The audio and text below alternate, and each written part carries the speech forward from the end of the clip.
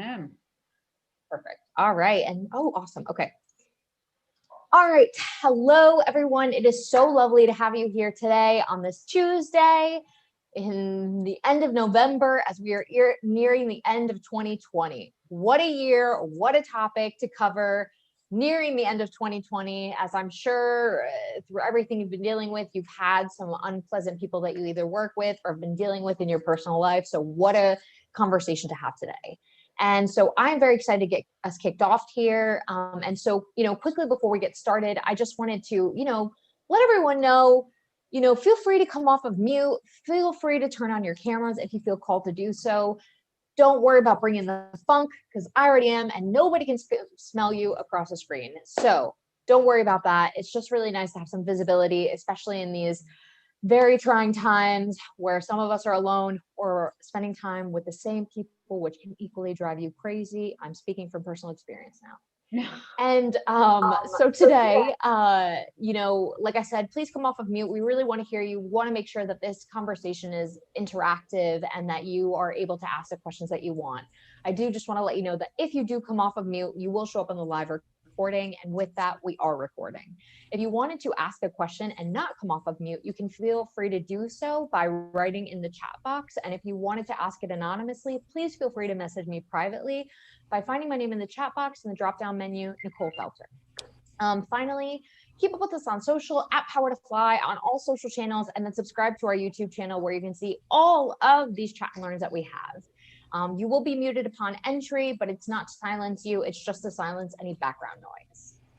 And so with that, I'm so excited to welcome our speaker today, who I feel so privileged to work with. And so today we have Limor Bergman-Gross speaking. Limor has led tech teams at DigitalOcean, Oracle, VMware, and Sun Microsystems. Her passion is helping women succeed in the tech industry. To do this, she has focused on mentoring engineering managers for the past 3 years. For more than 10 years, she has been leading teams and organizations of different size while building great culture, innovating, and shipping products. She enjoys helping engineers both grow in their technical abilities as well as their communication and collaboration skills. Currently, Limor is a director of mentorship at PowerToFly. She is pioneering our mentorship program, and she lives in Israel with her family. And so with that, Limor, I would love to pass the microphone to you, see if there's anything that you wanted to add into that introduction and anything maybe you wanted to kick us off with today. You capture it perfectly. It's a pleasure being here and a pleasure working with you, Nicole. I'm also honored working with you. You're amazing. Let's just dive in. I think the women that joined today I think they want to get the most out of this. So let's do it. Perfect. All right. And so with that, everyone, you will see here on the screen, we have the pre-submitted questions that people submitted when they were registering. If you see your question late in the list, or if you don't see your question, please feel free to drop it in the chat, as we want to make sure we answer as many as possible and get you some of the advice and insights you need. And so with that, Limor, let's start with this first question. How do you keep the negativity from seeping into you? What are your preferred strategies for dealing with the toxicity in the workplace without losing our own abundance, thinking, and optimism? And that is a wonderful question. And I admit that I have been suffering from that as well. And because basically when you have toxicity at work, or you have some person that you don't get along with, it really gets to you. I can tell from personal experience that it got to me personally, and I was very bitter. The strategies that I use is usually, there are several things. First of all, find an ally or allies, people that I trust. They don't necessarily need to take a side, but just to, because a lot of times you need someone to talk to. You need someone to kind of just be there for you and listen for you, even if they cannot help. So find people that you feel comfortable talking with them about your challenges, even if just, again, just to let things out. Don't just accumulate all of that inside you, and try to find ways you can actually make a difference. And kind of, sometimes you cannot do anything about this person or about the toxicity. Sometimes it's beyond you. Find ways to. Sometimes what I did is just, when I was facing difficult situations and struggles with some people that I couldn't influence and it drove me crazy, I just decided to take a step back and focus on other things that I can actually make an impact and will motivate me. and not ignore the situation, because I don't like to ignore, but just to take the we'll say in Hebrew, like to take the leg out of the gas pedal, just to focus on something else, because it's like a death spiral. You just get all the time focused around this, oh, what am I going to do, what am I going to do? So just take yourself out of that, and try to do some things that you feel that are are going to motivate you and you can actually contribute. I really love that you brought up in the beginning about finding somebody you trust, or finding people you trust to talk about what's happening. And so, there's power in numbers, right? And so it's obviously helpful to find out if it's not only you in the workplace as well, right? Like if other people are feeling these things, and we can see on the line that there's a lot of people who are dealing with this, maybe negativity or toxicity in the workplace. So how do you best recommend to find people that you can trust to confide in about kind of what you're dealing with? Yes, I mean, typically those are people that you work with already, and that you feel like they will be there for you and support you, and not just, you typically notice the kind of people that are always looking for gossip versus people who actually cares. You see that usually in their day-to-day action, like people like helping others, people who care about other people. You see that people are trying to help other people and trying to do things not just for their own sake and for their own motivation. So those kind of people that I typically feel comfortable opening up. Perfect. Thank you so much. And we just have some people chiming in here, but it's hard to have an ally not get sucked into talking about what sucks all the time. And that's true as well, right? And I think that's where Lamore made a fantastic point of trying to put your energy into something else, whether that's another project or a different product, or getting involved maybe with an ERG or a BRG within the workplace. And then we just have people chiming in here that others don't want to talk or get involved though. And then somebody else said, unfortunately, the work allies I have are quitting due to the toxic environment of where we work. And so Lamore, I wanted to see if you wanted to respond to that at all. Yeah, this is very unfortunate, and I've seen that happen many times. And sometimes, there's a limit to what you can influence. If that's the case, then try to find other people. Whether again, I don't know much about Kendra, about your company, how big it is, but either find people in other departments that you can talk with, or find someone external. Like for example, I had an executive coach when I worked at Digital Ocean, and she really helped me a lot. And when I was talking to her, she was like, yeah, when she noticed when I was too much into this spiral, and she was trying to get me out of that and help me kind of, okay, let's focus on something else. So try those people who can help you, whether it's like someone that you can trust in a different department, or maybe someone working at a different company, maybe hire someone to work with you, whatever it may be. Try to get, if really all your team is all negative, try to find some other people that will bring different perspective and can help you pull yourself out of this. Thank you so much for bringing that up. And that segues to a really good point, because Lamore, I know you feel very passionately about mentorship, and that's exactly why you started the mentorship program at PowerToFly. And so, I want to just take a minute to have you talk about that, because I think what's so special is that it's mostly comprised of women who are in tech or product, but in the tech space. And so, I know through the Chat and Learn program that there's so many similarities between a lot of the struggles that women in tech face. So I would love for you to just talk about that. And I'm going to drop a link to the mentorship program on the line, because it seems that we have a lot of people that are online with that they can't talk to people, or the people have left. And so finding that external person can be very helpful.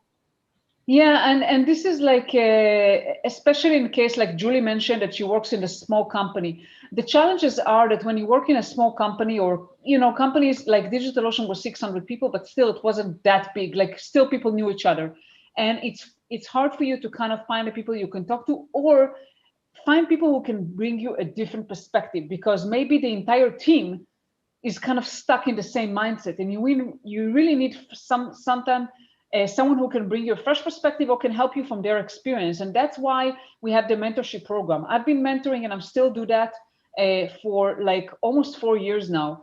And we created the same thing in PowerToFly, just focused around women.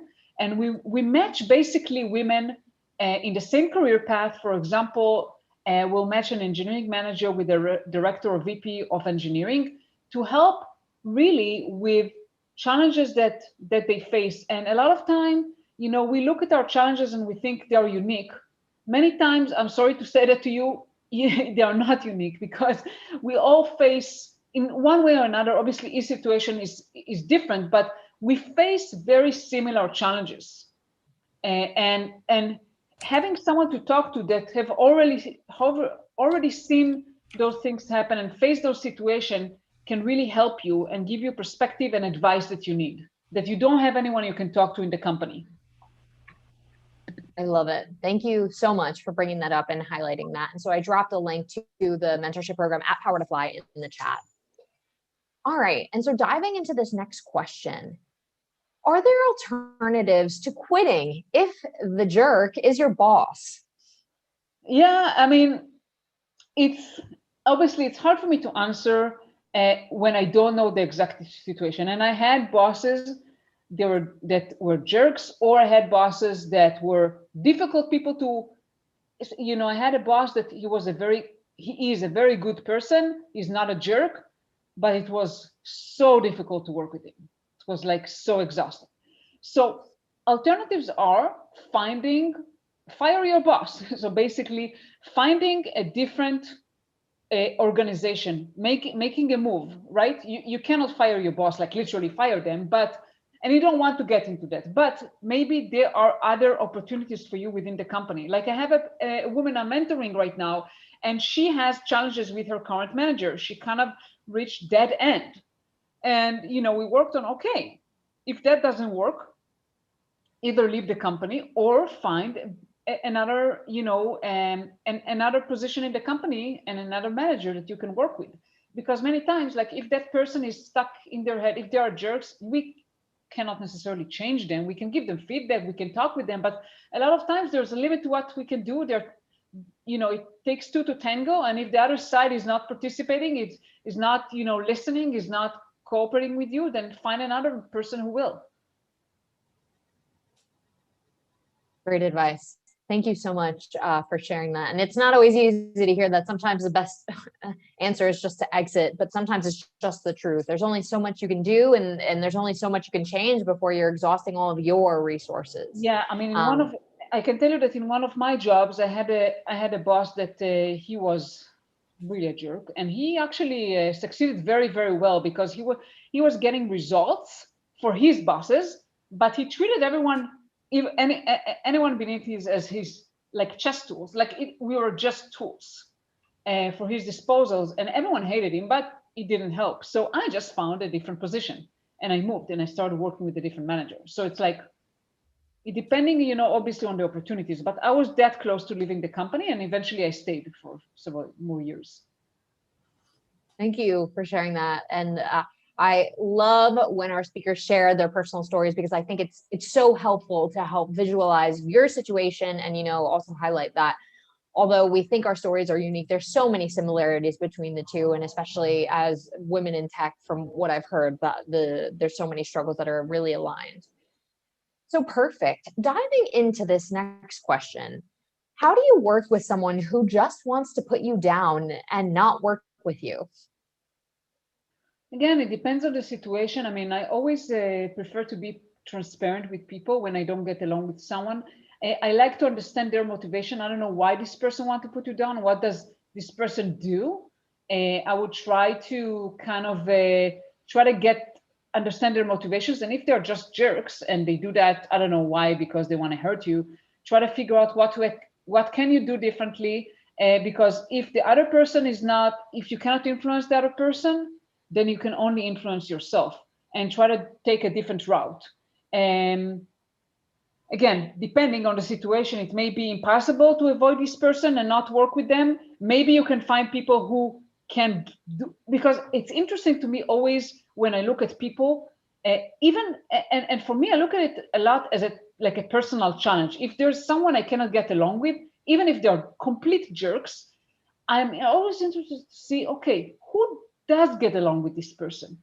And I try to find the people who does get along with this person, who do get along with them, and try to understand what's working, and try to learn, okay, maybe there are some ways I can kind of get around that and find a way to work with them. Sometimes, again, sometimes you cannot, and you can try to take a different route and maybe minimize the interaction, or find someone who can work with them that maybe will help you with some of the interaction.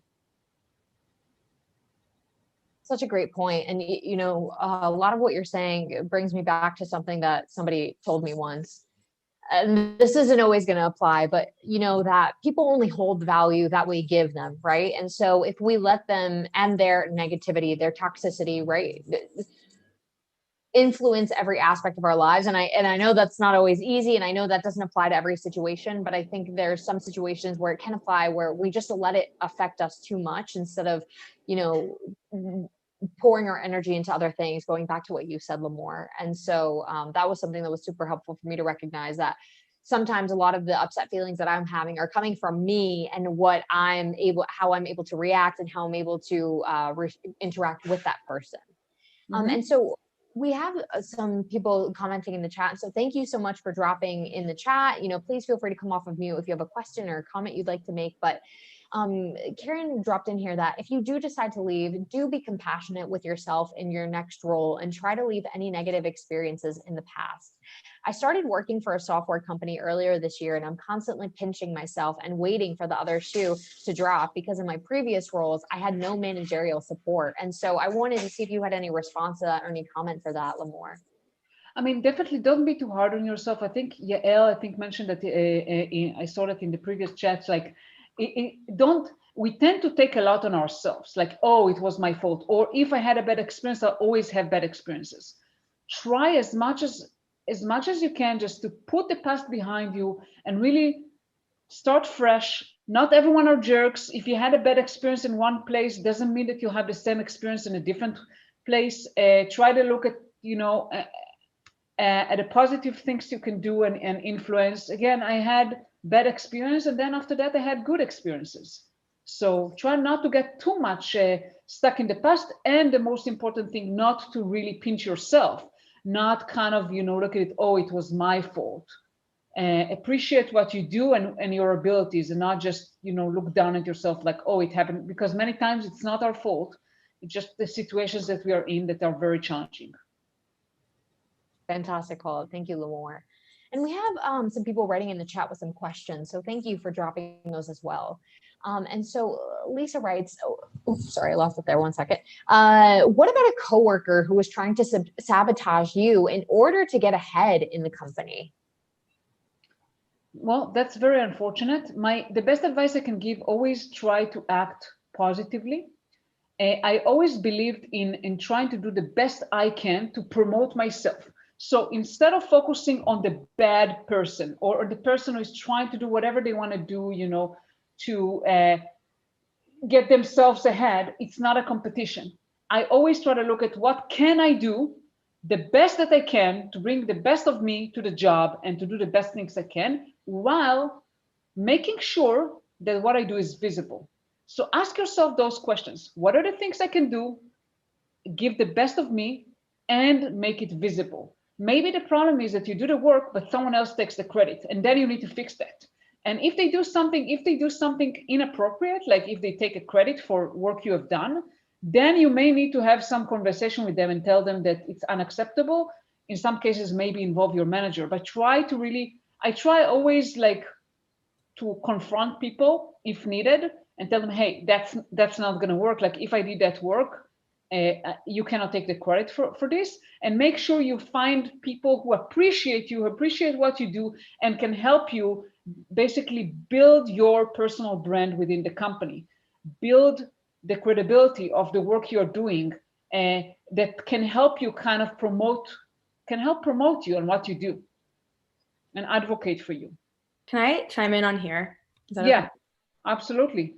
Type right now. Hi, I'm Stephanie. I'm from Brooklyn. I feel like hopefully this is in line with a lot of the questions, but I'm curious, like, is there a role that companies hire for? Have you like found a kind of person to add to the team that can kind of make culture and human interconnection and just like general behavior and relationships, like have the company be accountable for that? Because like we have all worked with people who are horrible to work with, but if they deliver, especially in like this capitalist world, they're going to stay on. They're like, no one's going to get fired for doing a bad job, or even if they're an asshole. So like, I wonder if like in my company, we just have no one that we can point to and say like, okay, they're, you know, head of culture or whatever, and like they actually do contribute a monetary value in some capacity because of X, Y, and Z factors. We just like don't have those data points to share to like prove that it is worthwhile to like be nice to your coworkers. So I'm wondering if they're higher. Yeah. I don't know of any specific position for that, other than obviously the HR organization, that their job is basically to help with any issues and culture. I think the culture starts from the top and trickles down, and it starts with the kind of people you hire. And I always, when I hire, I always look for people first, skills second. Like I want to hire good people, but I want to hire first. I want to hire smart people and talented, but I want to hire good people. I want to hire people that are not jerks, you know, and that are not full of themselves. I think what you can do is trying to find, I don't know what's your role, Stephanie, but try to influence the hiring process. Talk to your HR business partner, try to figure out how you can fix that, how you can make sure that the people you hire, and it starts with the hiring process and it continues in the evaluation process, in the performance reviews. How can you influence that when you hire, you check certain things on the person, not just the abilities to do the job right, but also how they are as people. And a lot of times someone from HR can help with those interviews if the people in the team either don't care or don't know how to look for those kind of values. Try to see how we can influence the performance reviews and highlight, you know, things that people do that actually add to the bottom line because they are collaborative, because they improve communication. It's always best to try to lead by example and also show data as much as you can. Yeah, I don't know if my question will come later on in this deck, but the only asshole in my company is the founder. Everyone else is wonderful. And so he won't listen to like even his number 1 or 2, and I'm number 4, and like I don't even stand a chance. So like I think I'm wondering if we need to hire someone who can give him those data points, because he is very data driven, to say like, you know, we do need to be accountable for the culture that you want to create, but you're literally doing the opposite. And like you said, leadership, you know, the culture does start from top down. And so, yeah, I mean, I don't but if he's the only person that is the problem, then work with the people that, you know, that you can influence on to make a change. And everyone can influence. Suggest what you can do, whether it's hiring someone or even improving the processes you have right now.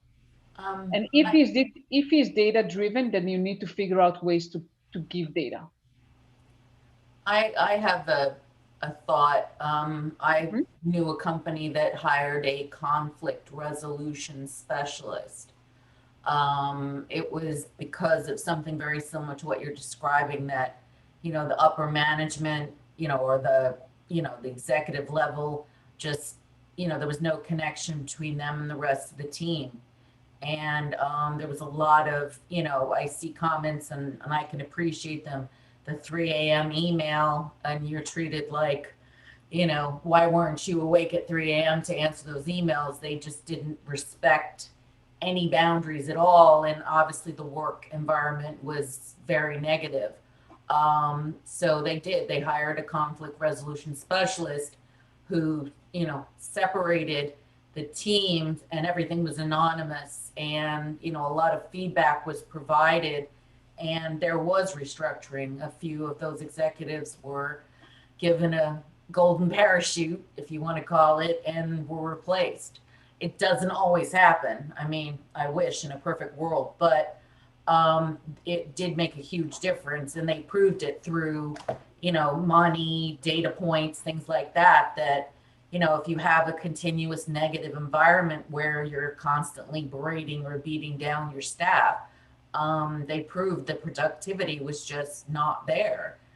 It's not about the money. It never is. It's always about how you feel about what you're doing, and that you have value within, I mean, this is where we spend most of our time.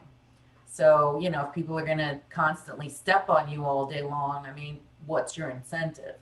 So that's what they proved. I mean, somebody has to pay for it, but, you know, if they actually care about the bottom line, maybe they should think about it. So it's, you know, it did work. I can't speak to any other situations. That's the only one I know, but it did make a huge difference. So That's so helpful. Thank you.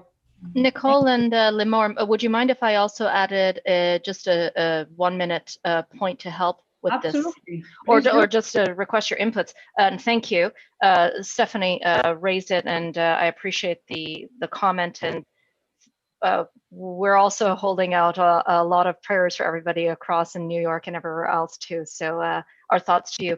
I am currently, my role currently is as a Scrum Master within the technology digital business transformation. And I'm here thanks to today my manager, who's our Agile coach, who brought this entire forum to my attention and to the attention of the ladies in our technology division at work. And it is what it is. You know, we have to speak to the realities. We are going through some big storms in reference to our norming, storming, forming, performing, all of that. And I took myself out of, as you mentioned, the spiral, keep myself in check. And I did consult with some of the business coaches within our HR department yesterday, asking them, what tools do we have as an organization to support the coaches here and bring some additional knowledge and wealth of this insight, this EQ, emotional intelligence insight to our teams?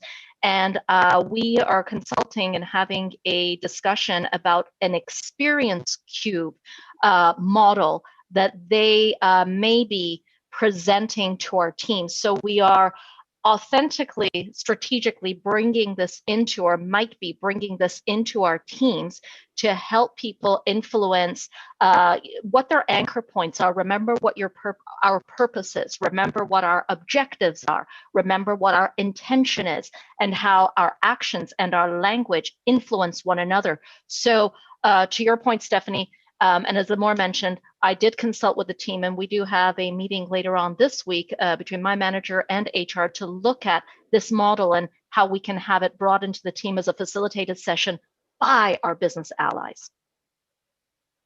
Thank you so much for sharing. That's incredible. Yeah, and I know that this is a very heated topic. Stephanie, just one thing I wanted to add is that if you know of someone who your CEO really thinks highly of, or someone who is able to influence the CEO, then I would highly recommend try to kind of recruit this person. If you can influence a person who can influence the problematic person, then you can try to make some, I'm not saying that the CEO will change necessarily, but you can try to kind of let him or her potentially kind of be a little bit more open. Yeah. But you need to kind of find whoever can influence him and convince this person that it is a problem and you need to fix it. Yeah, for sure. I mean, for what it's worth, we have that mostly in place, and it does definitely work. There are like 3 people who over the course of 2 years, he's like started to trust somewhat. So for anyone else that's having a similar issue, that does work. It's just like those people need a break. Like people are getting ulcers, people want to quit. Like it's just, he's very erratic. But it does help. But I mean, yeah, a lot of these suggestions, I think honestly, just having an outside person sometimes and having that perspective, like, as I said, he's very data driven. And I think he would much rather see the opinion of 50 strangers in a focus group than like the person he hired as the creative director. That's me, which like is kind of telling in a lot of ways. So some of these other like outside specialists, Scrum Master, like I've worked in Agile a bunch before, like that could actually be very helpful. He like very much like is very disrespectful of process, which I think more so than anything is like the toughest challenge, because it really impacts like the team's productivity and just like the general workflow. And so like that's where my like main issue lies with him. But anyway, I don't want to co-opt this whole thing. Thank you. No, thank you so much, Stephanie. And thank you everyone for chiming in. This is exactly what we love to see. And unfortunately, so many people are dealing with it on different levels. And I know we're getting tons of messages in the chat, but I really wanted to shout out one of the messages that came in. And so Carol dropped, that they were watching a webcast last week and the presenter said something that was hard to hear. You are always the problem and you are always the solution. So it's not about the other person. A lot of times their behavior is based on their own experiences and rarely has anything to do with us, which isn't always easy to hear or to deal with. And then there was something else. Oh, and then Lamore, we had a question that came in privately that I wanted to ask you, but what advice do you have for someone who has a history of taking credit for your work? And last week they did it right in front of me at a meeting that they were both in. Should this person have said something that would not have made them sound bad, meaning the person whose work was stolen? Should they have called her out directly on the call? How do you handle that kind of situation? So they took credit for someone else and you witnessed that? I was not sure I completely understood the situation.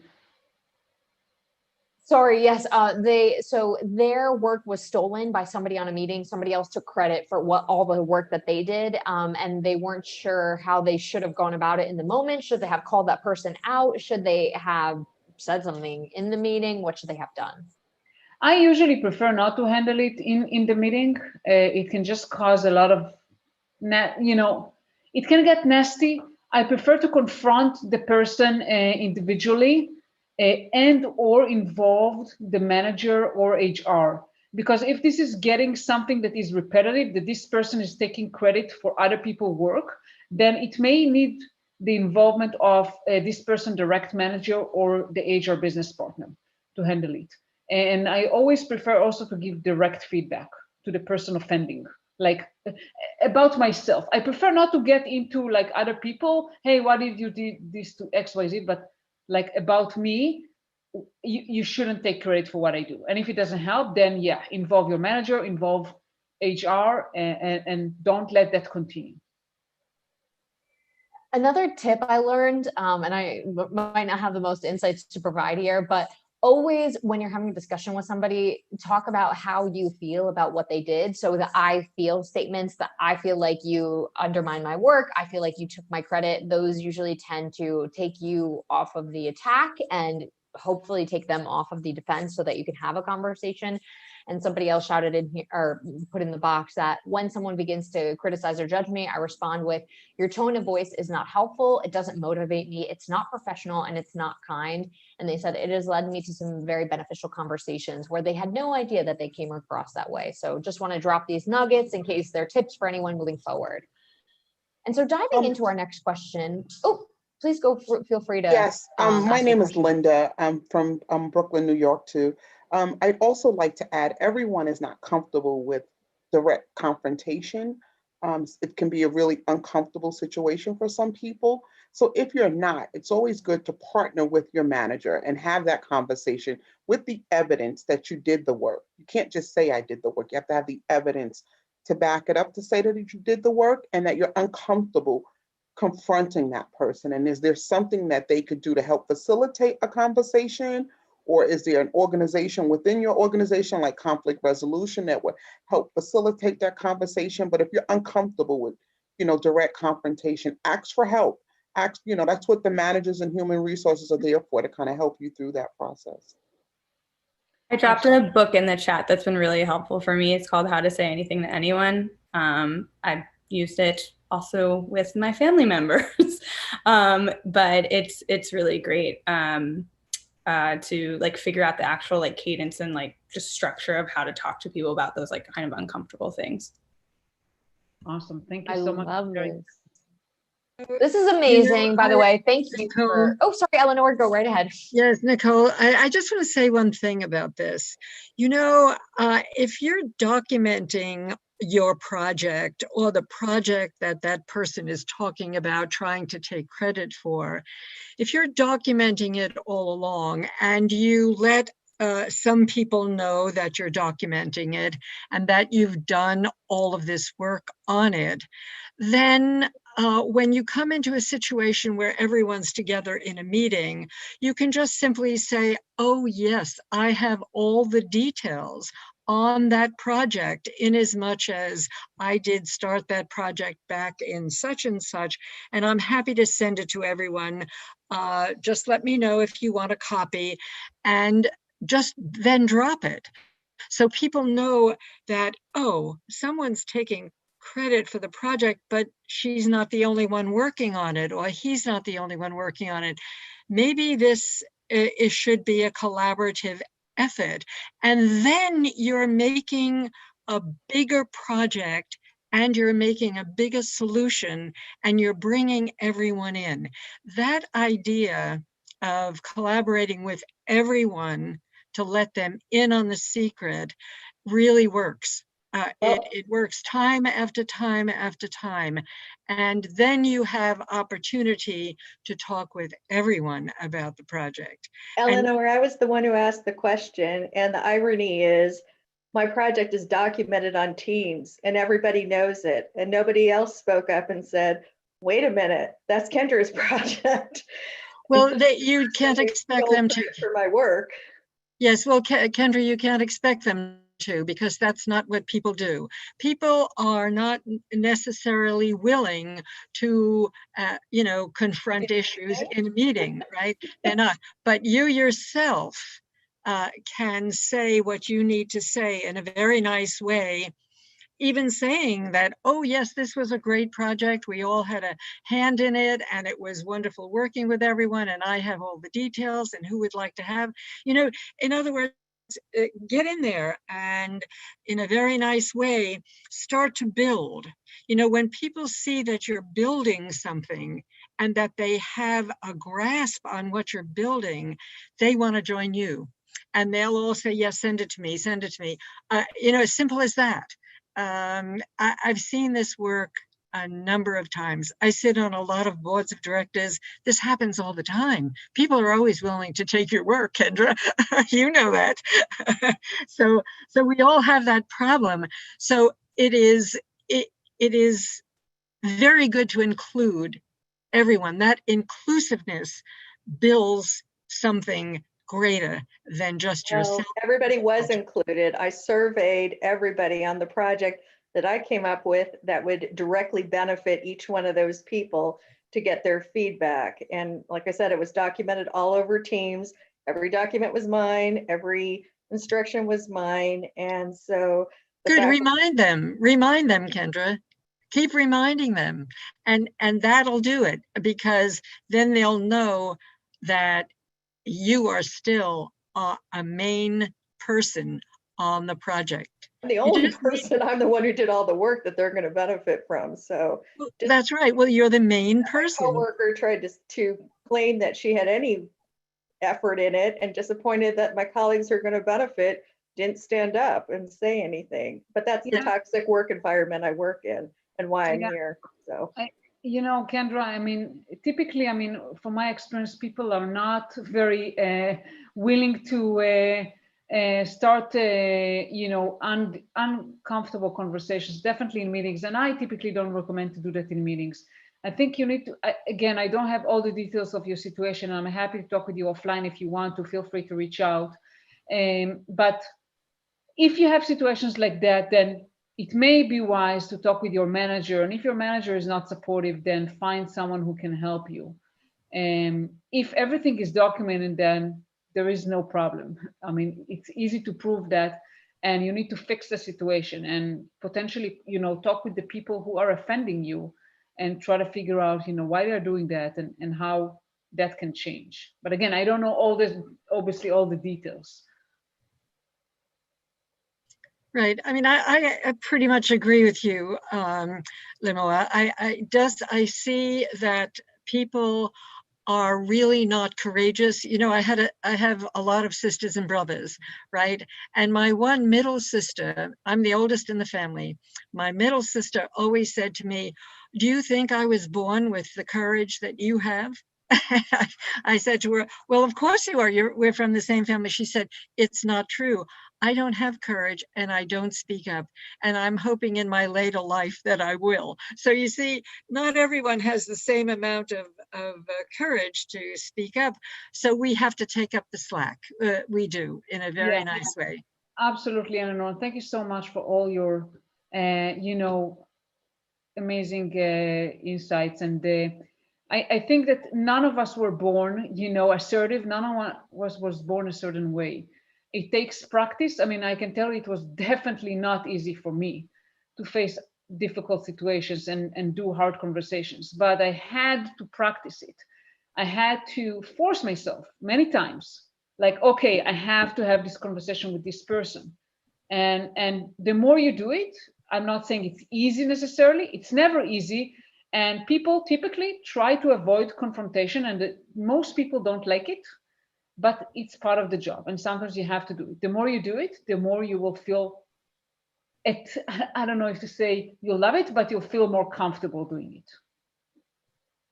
It's so true. And I just want to chime in here and say that's what's so important about trying to find an advocate, which you touched on before, Limor. And also, for somebody who's in that situation, somebody once gave me the advice of saying, if that happens and you feel comfortable doing so without being confrontational, you can always chime in with saying, wow, that is such a great summary of all the work that was put into this project. Thank you for covering it so nicely, as to say, thank you for, summarizing it, but it's not your work. But that is a very difficult situation. And so, Kendra, thank you for, talking, chiming in here. And thank you, everyone, Eleanor, for chiming in here. And Yael, I see that you came off of mute. And so I want to pass the mic over to you. Yes. So obviously I love the advisors, but I want to describe something that works for me before you go to HR, before I start seeking that confident that will help me deal with that person. What I learned over the years is that I need first to tell the story, but from the point of view of the person that I am having the issues with, because we fall in love with our stories. And when we fall in love with that story, we actually limit ourselves to the one narrative that is ours, to the point that sometimes, obviously, far from always, we get so there into that we don't see the other person, what they are seeing, and we don't realize what we are reflecting back. So to be clear, it's not about taking the fault or the blame. It's about, before I go and tell it somebody, I need to actually, it's the equivalent of walking a mile in that other person's shoes. I need to tell the story at least once from their point of view, so I'll understand that maybe what I took as a major offense is a misunderstanding. Maybe actually I did something in their turf and I thought I'm helping, but I did not. I mean, I don't have any concrete example right now, but what I learned is that tasting the story from that person's point of view makes me understand. So when I go and seek help, I actually can show that I thought about it in a complete way. It's not that I'm focusing, it's me. It's about the benefit for the company or the dynamics, whatever. But if we don't do that, we too often, it's easier to dismiss us as whining and complaining instead of mature professionals that are asking for help because they really need it. Yeah, what a beautiful thing to hear you chime in and say, for a couple of reasons. One, I think you bring up a great point about emotional intelligence, right? And understanding that we all have different backgrounds, we all have different things that make us upset. And sometimes people really don't want to offend you. And I think that goes back to what Carol said before in the chat, that sometimes people were taken back, that they didn't like the way that she didn't like the way that they said something or the way that they approached her. And so trying to understand where they're coming from. And then also, using that emotional intelligence to say, okay, they did X, Y, Z. Let's try to understand what they really value and what they took from me, right? So like if they took the credit for a project, Was there something special about that project that they really valued, so that when you go to talk to them, you can present to them and say, look, I really understand that the reason that you took the credit for XYZ is, or, you know, maybe not saying that to not attack them, but to say the reason you chimed in was because this is really valuable to you and it's valuable to me too. So how can we work together? And I'm really just throwing out, you know, summarizing what I'm hearing people saying. I'm no expert in this field, but it's always nice to hear, you know, outside perspectives about this. So thank you so much, everyone, for chiming. This has been such a fruitful session, and I love when these get engaging. So thank you again. And so, Lamore, diving into this, you know, conversation and going into this next question, I think it's a perfect stepping stone into this. So what are some ways you recommend to maintain your integrity, stand up for yourself and others while dealing with a difficult coworker or boss? So I think we've covered a good portion about a difficult coworker. How can we deal with a difficult boss? I've seen a lot of people chiming in with like emotionally immature bosses, somebody who might be younger than you. How can you deal with that situation? Yeah, that's a great question. I mean, I've had my share to deal with different kind of managers, and it depending on the person, sometimes it takes, you need to acknowledge that it takes time to build trust and relationship with people. Sometimes it's very easy. I mean, for me, I had managers that we had a click, that immediately we had, you know, a great amount of trust and understanding. But with some managers, it took me a while, even a year, until I got comfortable with working with them. And you have to understand that we don't choose our managers, and a lot of times they're very different from us. They have different kind of values. They work differently. They think differently. They act differently than us. Good or bad, it is what it is, and those are the people. And we really, I mean, I think I want to second what Yael said, not just on the conflict area, but like with your manager, you really have to try to get as much as you can into their head. What do they value? And not just in, you know, not just try to guess, but ask, like, how do they like to work? What do they value? How do they like to communicate?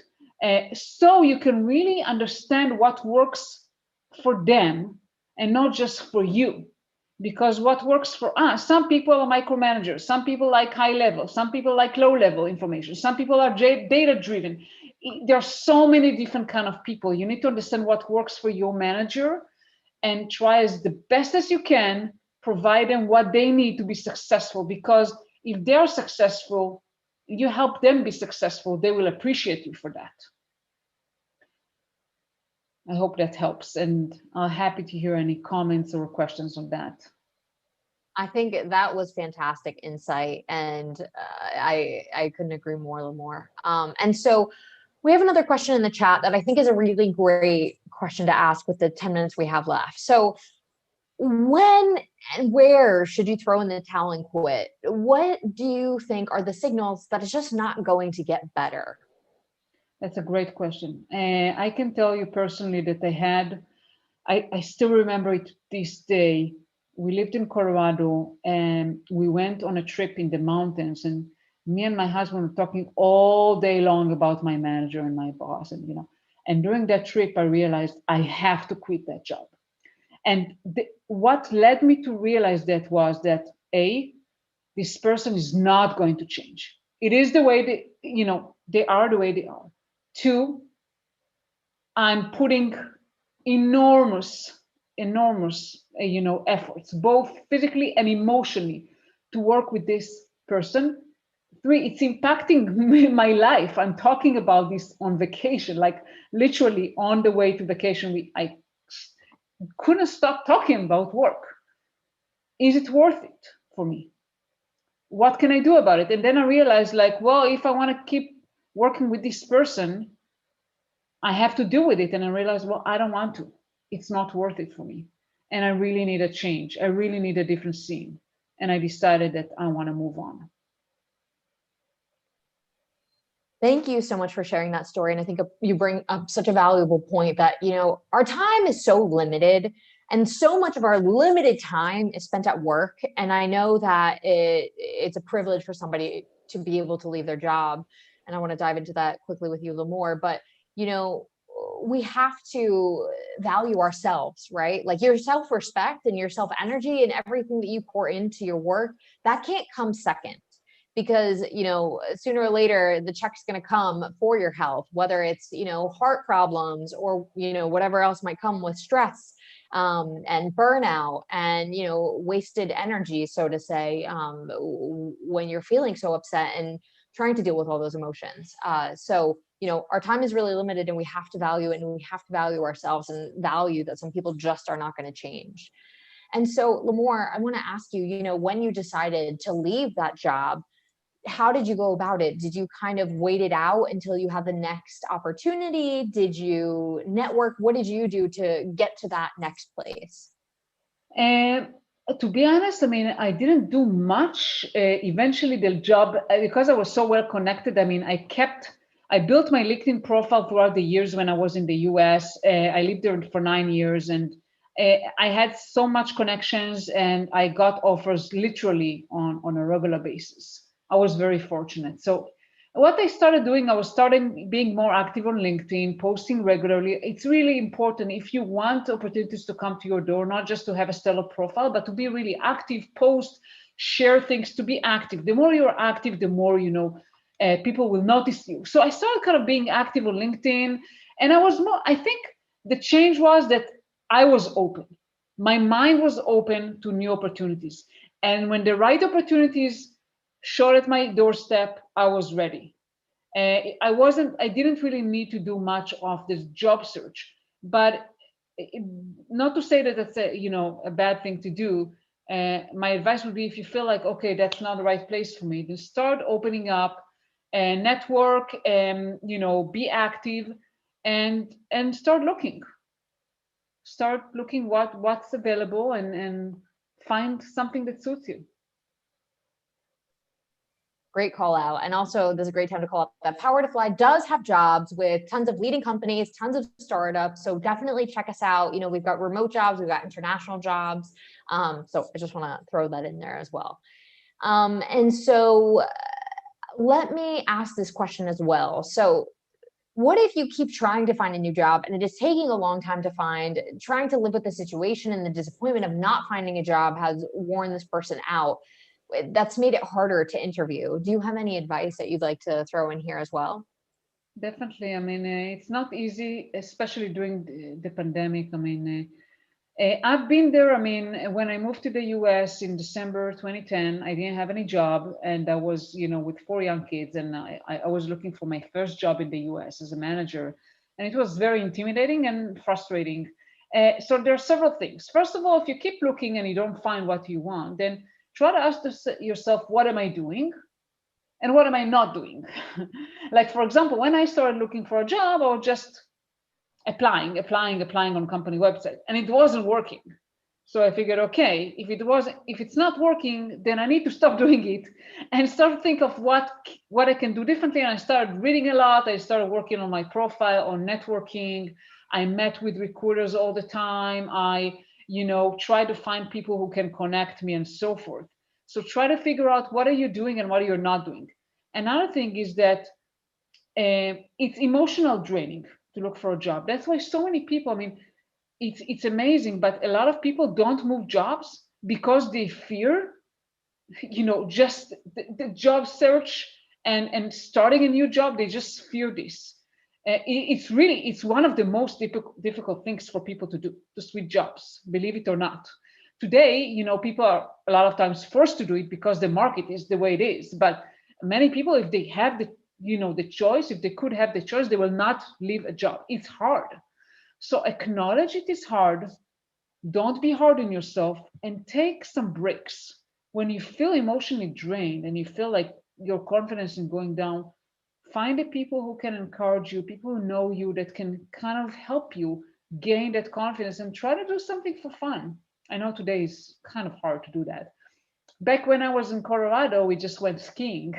But today, I don't know. I mean, whatever you can do, even if just meet someone for coffee, or get out for a walk, for a run, for I don't know what, do something. I find personally physical activity helps me a lot with emotional stress, with de-stressing.